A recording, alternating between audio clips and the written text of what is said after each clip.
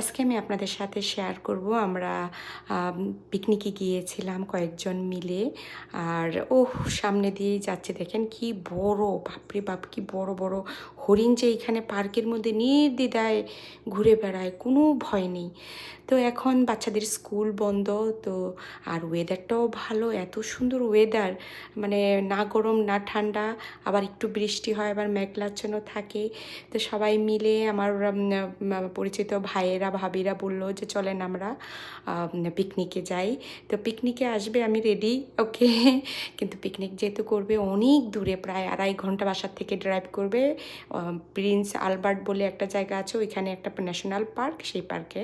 আলহামদুলিল্লাহ, দেখেন পিকনিক স্পটটা কত সুন্দর।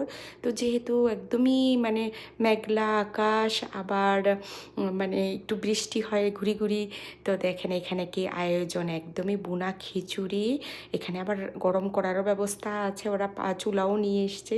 তো গরম গরম খিচুড়ি, গরুর মাংস, আর সাথে একদম ফ্রেশলি কাটা মানে সালাদ। চলেন আমি আপনাদেরকে একটু দেখাই।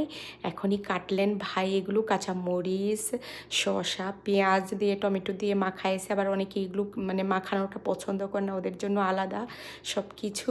সাথে মানে আচার, বোম্বাই মরিচের আচার, ওরে আল্লাহ!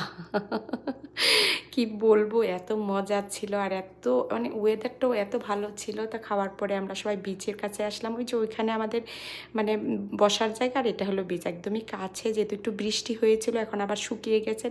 বৃষ্টি হলে লোকজন উঠে যায়, আবার একটু পরে আবার সবাই আসতে থাকে। যেহেতু এটা একটা পিকনিক স্পট, এখানে বাসা ভাড়া নিয়েও থাকা যায়, অনেক লোক বাসা ভাড়া নিয়ে থেকে এখানে এনজয় করে। তো